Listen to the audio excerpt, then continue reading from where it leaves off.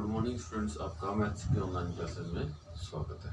देखो, अपन जो अपना लास्ट वीडियो था उसमें अपन ने एक्सरसाइज 8 है वो कंप्लीट कर ली। अब आगे चलते हैं अपन समाकलन की ओर।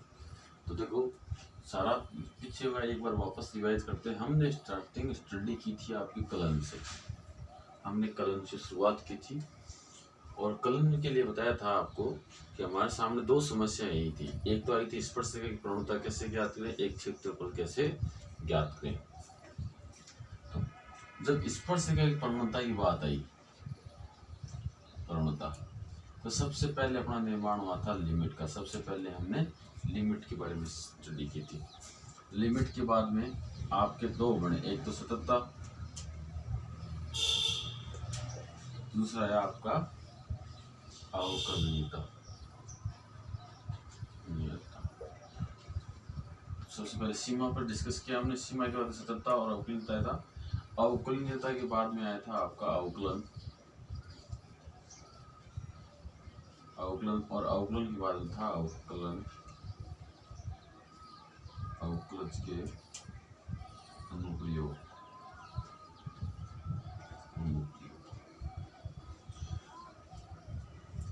ये इस पे हम डिस्कस कर चुके थे।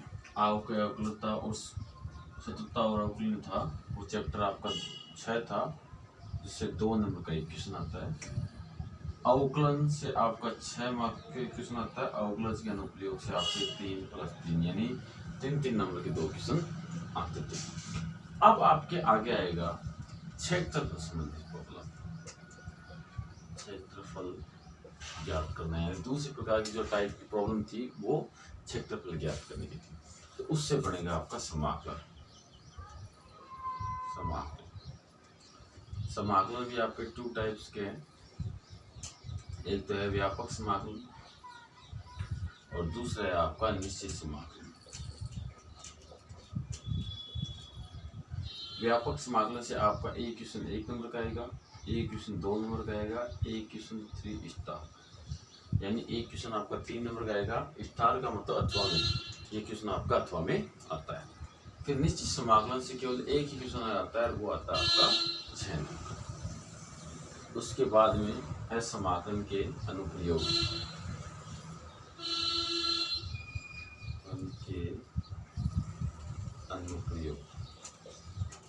ये अनुप्रयोग अवकलन की बात थी।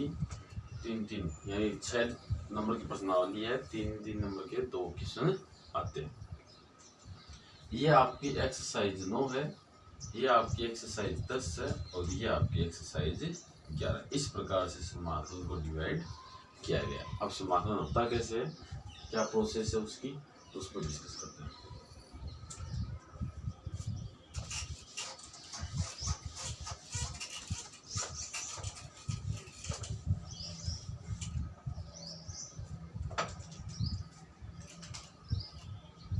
समाकलन, इंटीग्रेशन।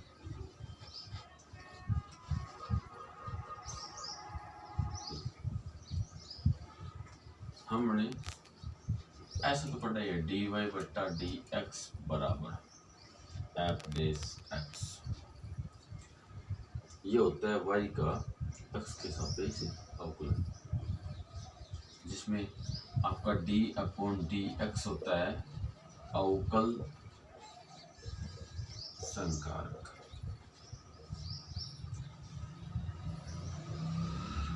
और इसको बोलते हैं अवकलज या अवकल गुणांक। ये तो हम अवकलन में पढ़ चुके हैं। अब हम समाकलन की बात कर रहे हैं। तो देखो, समाकलन होता क्या है। समाकलन की परिभाषा है अवकल गुणांक ज्ञात करने की प्रक्रिया को तो हम अवकलन कहते हैं। लेकिन अब क्या है, समाकलन की बात करें तो समाकलन की परिभाषा ऐसी है, समाकल गुणांक ज्ञात करने की प्रक्रिया को अवकल या समाकलन कहते हैं। अब समाकलन गुणांक क्या होता है, जिस प्रकार आपका अवकल गुणांक होता है वैसे ही क्या होता है, समाकल गुणांक भी होता है।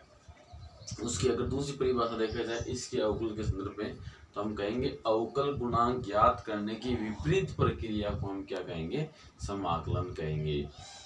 अवकल गुणांक ज्ञात करने की विपरीत प्रक्रिया, क्यों? क्योंकि अवकलन है वो समाकलन का अपोजिट है, समाकलन है वो अवकलन का पूरी तरीके से अपोजिट है। ये किस प्रकार होता है वो देखो, अब dy बट्टा dx बराबर f डैश x होता है। अब इस dx को भेजते हैं हम इधर, तो ये हो गया आपका dy बराबर f डैश x dx। अब इस d को और उधर भेज देंगे तो y बराबर हो गया आपका d inverse f dash x और dx। इस d इनवर्स को हमने लिख दिया ऐसे, समाकलन of f dash x dx। तो ये क्या कहलाएगा आपका, ये हो गया आपका समाकलन। तो देखो y से dy बट्टा dx बना, तो वो तो हो गया आपका अवकल गुणांक। अब dy बट्टा dx से हमने वापस y बना लिया, तो ये हो गया आपका समाकल गुणांक। तो इसको बोलते हैं समाकल गुणांक,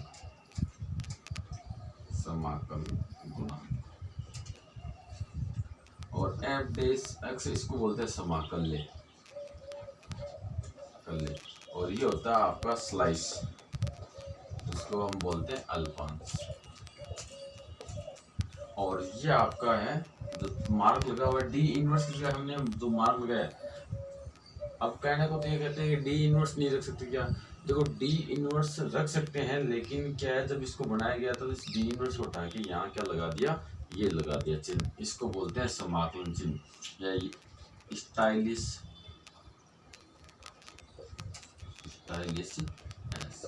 ये हो गया आपका समाकलन। इस प्रकार से होता है, हमने देखो समाकलन को अवकलन से ही बना दिया। तो ये कहते हैं समाकल गुणांक ज्ञात करने की प्रक्रिया को समाकलन कहते हैं।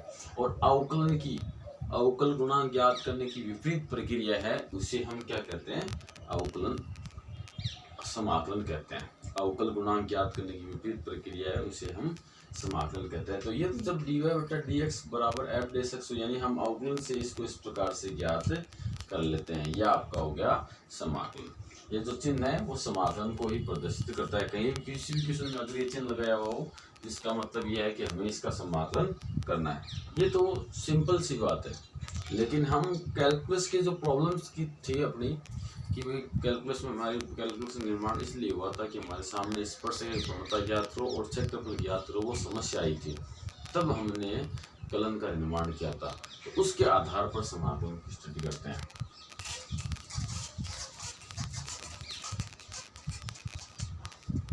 देखो हमें इस प्रकार का एरिया मिल जाए, इसका क्षेत्रफल ज्ञात करो। जो अपना एरिया बंद है उसका हमें क्या करना है, क्षेत्रफल ज्ञात करना है, बंद आकृति का। इसका हम क्षेत्रफल आसानी से ज्ञात कर सकते हैं। क्यों कर सकते हैं, ये क्या है आपका आयत है। फिर दूसरा, ये बंद आकृति है, इसका क्षेत्रफल ज्ञात करना है, तो इसका क्षेत्रफल भी हम आसानी से ज्ञात कर सकते हैं, क्योंकि त्रिभुज है। क्योंकि त्रिभुज और आयत का क्षेत्रफल हमें पता है।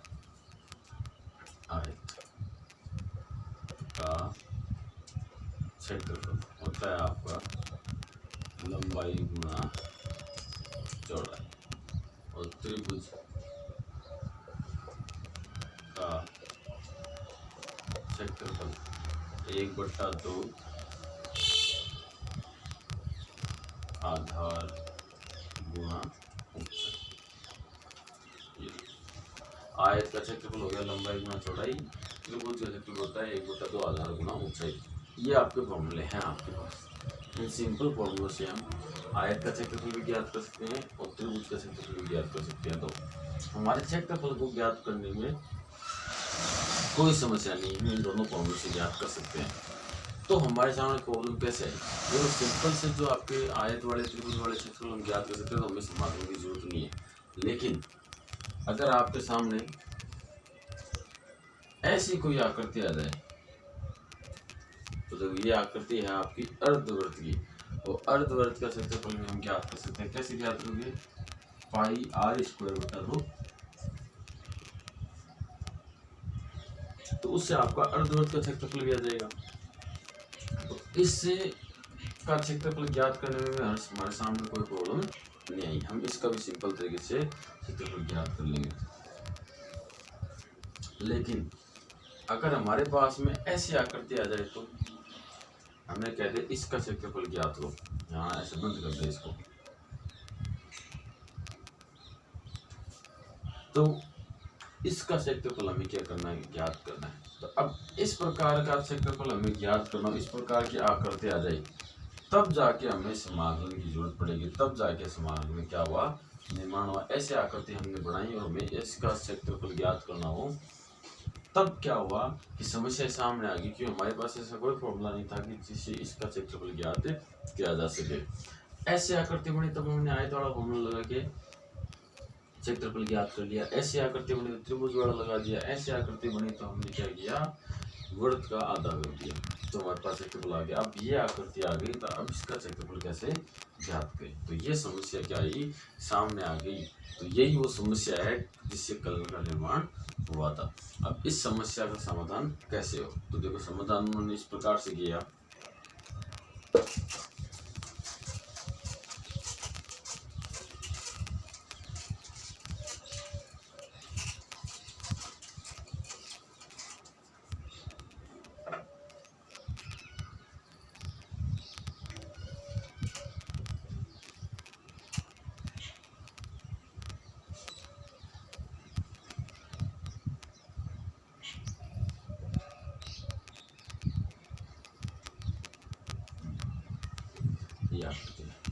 तो उन्होंने इसके लिए सोचा कि इसको हम क्या करते हैं, आयत में और त्रिभुजों में तोड़ सकते हैं उतना तोड़ते हैं। तो इसने यहाँ से क्या किया, यहाँ से एक बिंदु से लंब खींच दिया इधर। तो देखो जैसे ये लंब खींचा और इधर से इसको क्या डायरेक्ट मिला दिया, ये एक आकृति त्रिभुज जैसी बन गई। इसका क्षेत्रफल हम त्रिभुज के जैसे निकाल सकते हैं। फिर ऐसा इसने यहाँ पे किया, हमने इसको यहाँ से सीधा मिला दिया और ये एक त्रिभुज बना दिया यहाँ पे भी, और इसको यहाँ से सीधा मिला दिया। तो ये तो देखो आयत बन गया और ये दो बन गए त्रिभुज।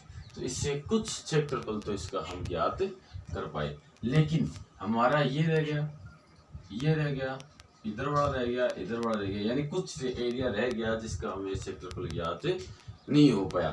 संपूर्ण तरीके से इसका क्षेत्रफल ज्ञात नहीं हुआ तो हम तो केवल इतना ही ज्ञात कर पाए, हमने ये एरिया ज्ञात कर लिया। और ये एरिया ज्ञात कैसे किया, वही अपना जो पुराने फॉर्मूले हैं आयत के क्षेत्रफल के, त्रिभुज के क्षेत्रफल के, उन फॉर्मूलों की सहायता से इसको हमने क्या कर लिया, ज्ञात कर लिया। लेकिन ये जो क्षेत्रफल आया उसमें क्या थी, एरर थी। एरर क्यों थी, कि हम इनका क्षेत्रफल ज्ञात नहीं कर पाए। तो फिर उनके सामने फिर समस्या आ गई, भाई अब क्या करें, हमें थोड़ा सा आइडिया निकाल के इसको इस प्रकार से ज्ञात कर लिया।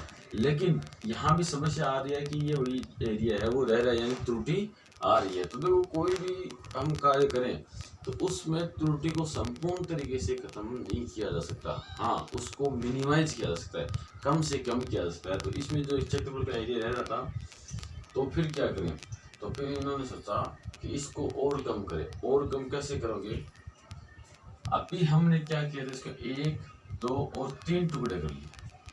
हम क्या करते हैं, अगले में ज्यादा करते हैं।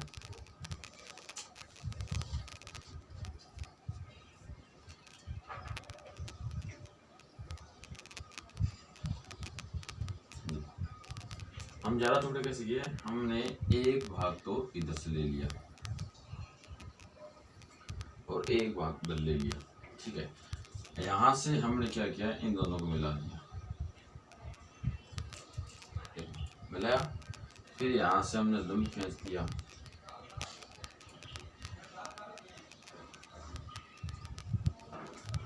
इतना तो हमने इसमें नहीं किया था। इतना होने के पश्चात में हमने क्या किया, यहाँ से एक त्रिभुज और बना दिया। ये त्रिभुज बन गया, इधर से बना दिया ये लो बन गया। इधर ये त्रिभुज बने हुए हैं, देखो हमारे पास हमने क्या किया, थोड़ा सा और ज़्यादा एरिया है, उसका क्षेत्रफल हमने ज्ञात कर लिया।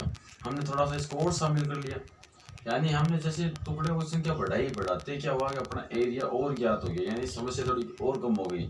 हमारे पास समस्या के लिए इतना एरिया रहा, ये रहा, इस प्रकार से एरिया रह गया। तब और समस्या यानी और क्षेत्रफल इसको इम्प्रूवमेंट ज़्यादा हो, यानी त्रुटियां और कम हो, क्षेत्रफल ज़्यादा से ज़्यादा शामिल हो, हम इसका क्षेत्रफल ज्ञात कर सकें, उसके लिए हमें ये टुकड़े वाला मेथड अपनाना पड़ेगा। फिर हमने क्या किया, इसके और ज़्यादा टुकड़े किए,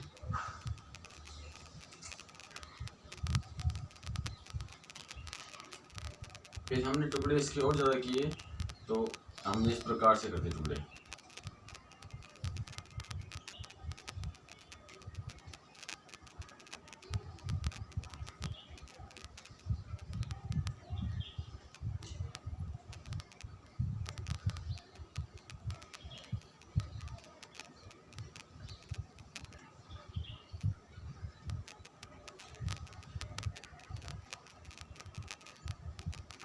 अब इनको हमने क्या इस प्रकार से मिला दिया, तो ये देखो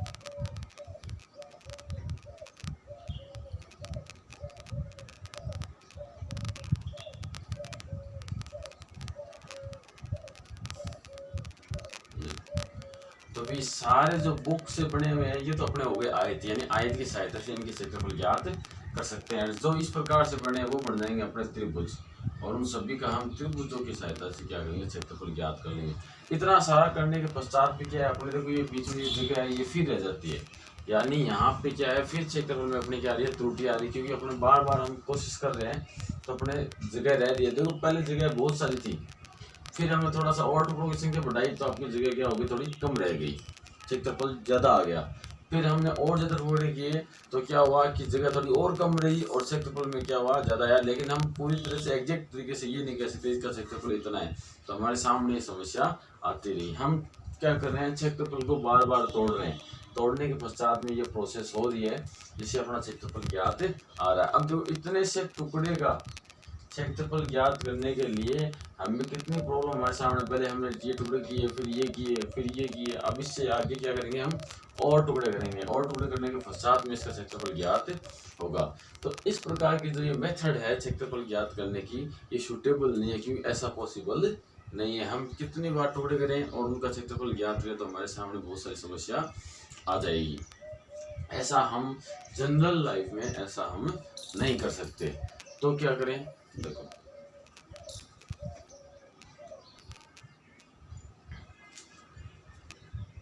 हम पहले इस मेथड को देखते हैं कि ये मेथड से किस प्रकार से क्षेत्रफल आया, उसके बाद में जो इसको मॉडिफाई करके सिंपल मेथड बनाई गई थी वो हम यूज करेंगे। तो फिर हमने क्या किया, इसका क्षेत्रफल ज्ञात करने के लिए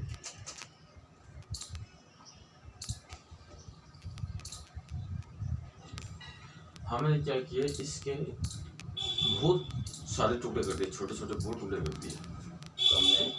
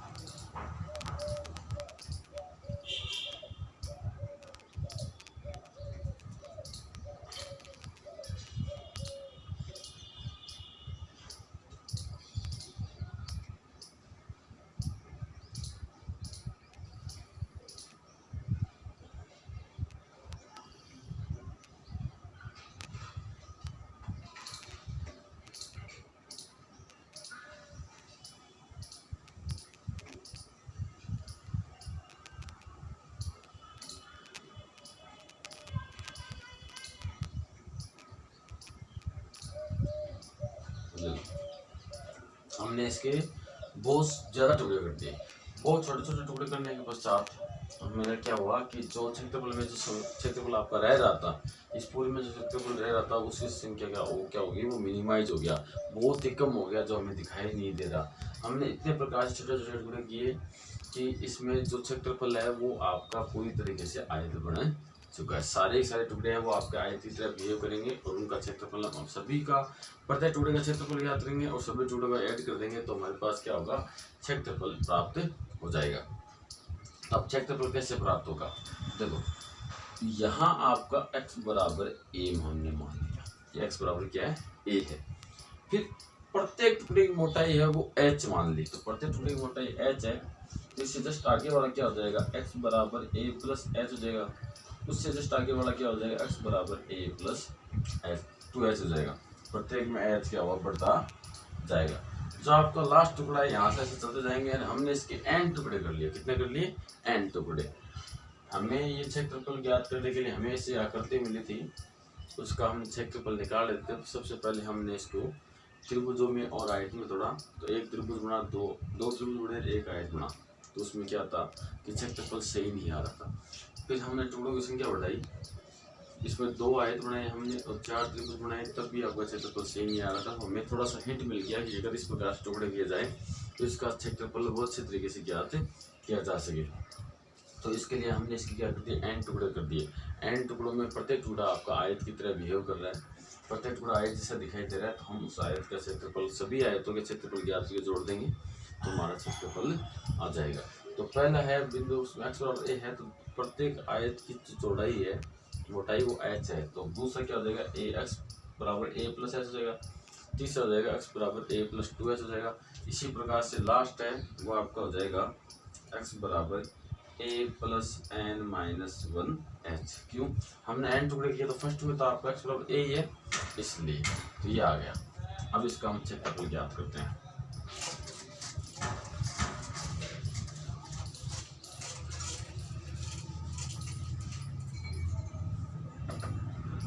ये जो वक्र आपका हो जाएगा y बराबर f x। अब पहले में आपकी मोटाई x बराबर a है, तो आपकी लंबाई क्या होगी, हम x बराबर a इसमें रख देंगे। तो पहले के लिए आ जाएगा आपका एफ ए, दूसरे के लिए आ जाएगा एफ ए प्लस एच, तीसरे के लिए आ जाएगा एफ ए प्लस 2h। ये क्या होगी, इसकी इस प्रकार से लंबाई होगी, यानी y के मान हो गए। तो आपका क्षेत्रफल a बड़ा, ये आ जाएगा आपका a इंटू एफ ए, पहली प्लेट का पहला जो भाग है उसका दूसरे का निकला, तो आ जाएगा आपका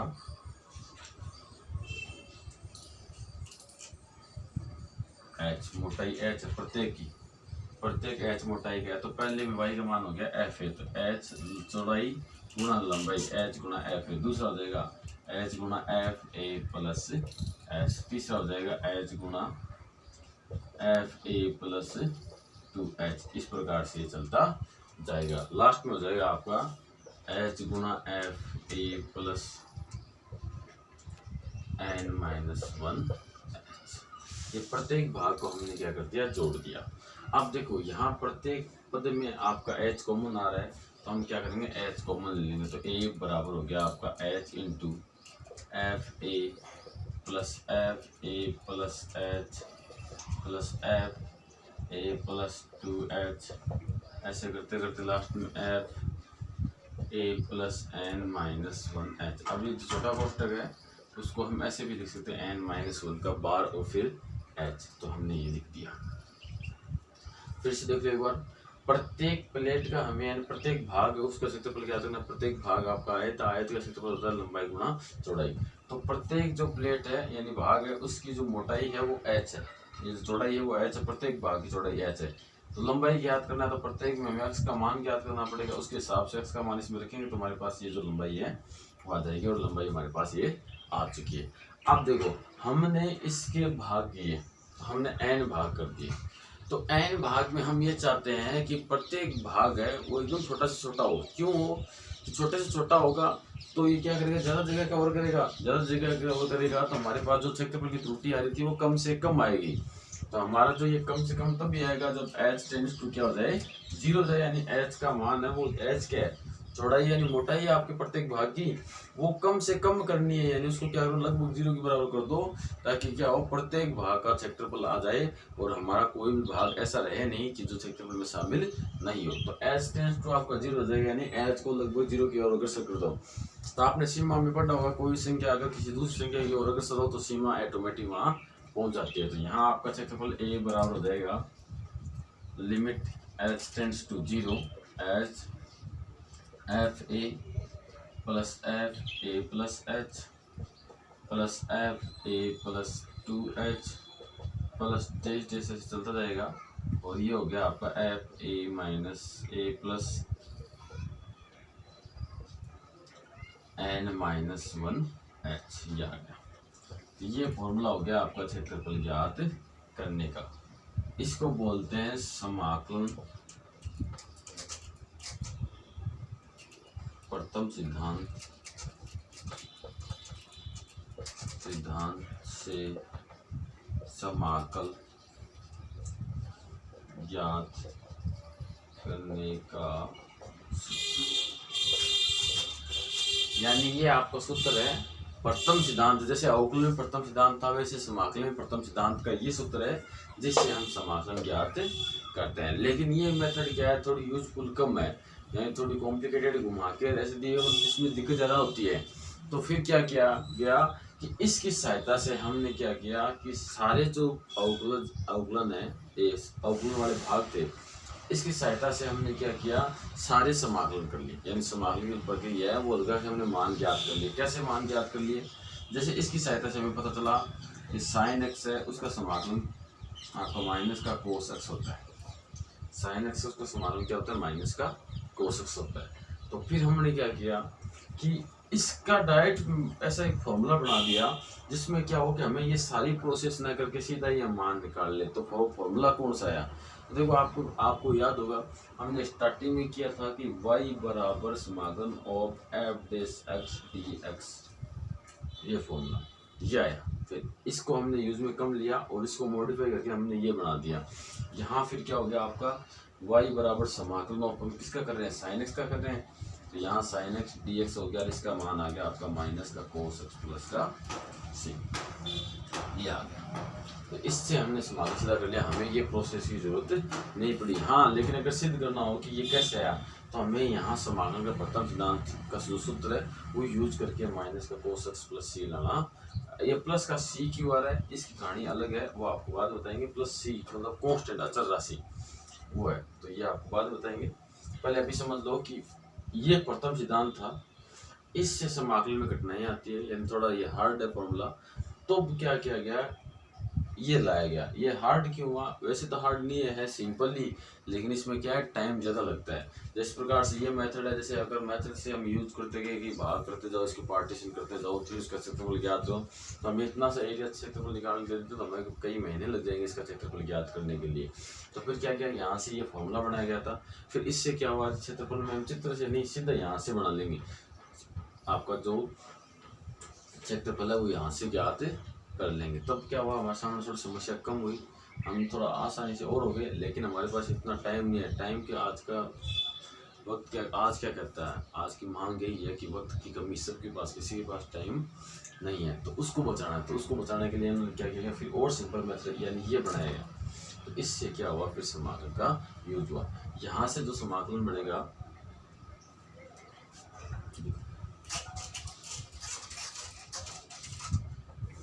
यहाँ से बना आपका a बराबर समाकलन ऑफ a से b F x D x. यहाँ a से b क्यों लगाया, क्योंकि यहाँ x बराबर a से x बराबर b के बीच में आपका समाकलन क्या है सीमित है, इसलिए यहाँ a से b लगा दिया। इनको बोलते हैं सीमा, जो होती है आपकी लिमिट, यानी समाकलन की लिमिट। अगर हम यहाँ लिमिट का यूज नहीं करें, इस लिमिट का यूज नहीं करें तो इसको बोलते हैं व्यापक समाकलन। और अगर यहाँ हम इसका लिमिट का यूज कर ले तो इसको बोलते हैं निश्चित समाकलन। तो ये आपका डिफरेंस हो गया। समाकलन आपके 2 टाइप्स के हैं, एक व्यापक समाकलन है, एक निश्चित समाकलन है। आपकी एक्सरसाइज 9 है उसमें तो व्यापक समाकलन है, और एक्सरसाइज 10 है उसमें निश्चित समाकलन है। अगर ऐसी लिमिट लग जाए तो निश्चित समाकलन हो गया। अगर यहाँ ये लिमिट नहीं लगे तो ये क्या हो गया आपका व्यापक समाकलन हो गया। तो इस प्रकार से व्यापक समाकलन यानी इसका ये मॉडिफाई रूप कौन सा आ गया, ये आ गया। यहाँ इसको हमने इसमें बदला और इसको हमने इसमें बदल दिया ताकि समाकलन क्या हो, आसानी से हो जाए।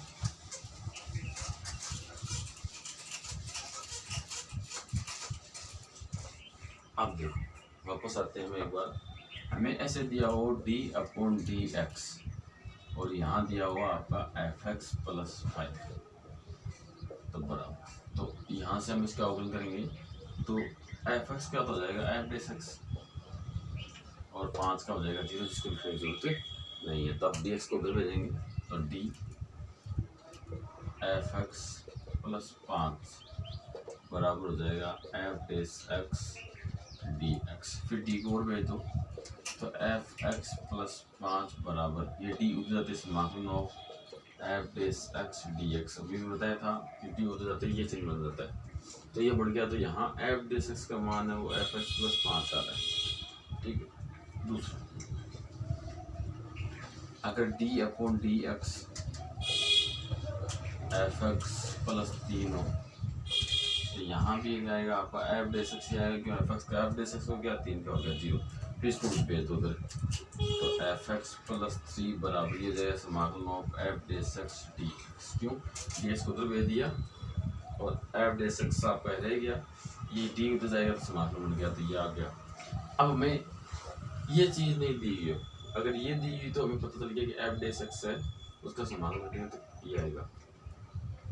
इसका अवकलन कर रहे थे ये आ रहे थे, इसका समाकलन करेंगे तो वापस ये आना चाहिए ना, तो ये आ रहा है। जब ये था तब ये आ रहा था, लेकिन हमें दिखाई दे रहा था तब हमने लिख दिया कि fx + 3 आ रहा है, fx + 5 आ रहा है। लेकिन अगर हमें सीधे समाकलन ऑफ f' dx तो हम क्या करेंगे f' का तो हमने fx कर दिया। अब आगे कुछ है या नहीं है, यहाँ जब दिख रहा था तब हमने प्लस का 5 था, प्लस का 3 था, तो हमने ये लिख दिया, लेकिन वहाँ पता नहीं चल रहा, तब हम क्या करेंगे, यहाँ क्या लगाएंगे प्लस का c लगा देंगे। c क्या होता है आपका अचर होता है, अचर होता है, अचर राशि। जैसे मान 5 था तो 5 हो जाएगा, 3 था तो 3 हो जाएगा, क्योंकि अवकलन करते समय अचर राशि का अवकलन क्या होता है 0 हो जाता है। तो वापस जब 0 का समाकलन करेंगे तो कोई ना कोई अचर राशि आनी चाहिए, तो वो अचर राशि आपकी ये है। तो उसका हमें एग्जैक्ट पता नहीं होता, इसलिए हम यहाँ सी लिखते हैं। अलग अलग कंडीशनों के आधार पर सी का मान ज्ञात किया जा सकता है। जैसे जैसे आप समाकलन में आगे बढ़ोगे तो आपको ये पता चल जाएगा कि सी का मान कितना होता है। वो सी का मान अकॉर्डिंग टू क्वेश्चंस की जो दी होती है कंडीशंस, उसके आधार पर मान अलग अलग होते जाएंगे। तो ये हो गया आपका समाकलन। अब इस समाकलन में आप याद कैसे करोगे, देखो याद करने का तरीका यही है, अभी भी बताया आपको कि हमने इसका अवकलन किया तो हमें ये पढ़ा, तो अब इसका समाकलन करेंगे तो हमें ये मिलना चाहिए। कैसे देख लो, हम d/dx हम क्या करते हैं sin x का समाकलन कर रहे हैं तो हमें क्या मिला, अवकलन किया तो हमें क्या मिला cos x मिला। sin x का हमने अवकलन किया तो हमें cos x मिला।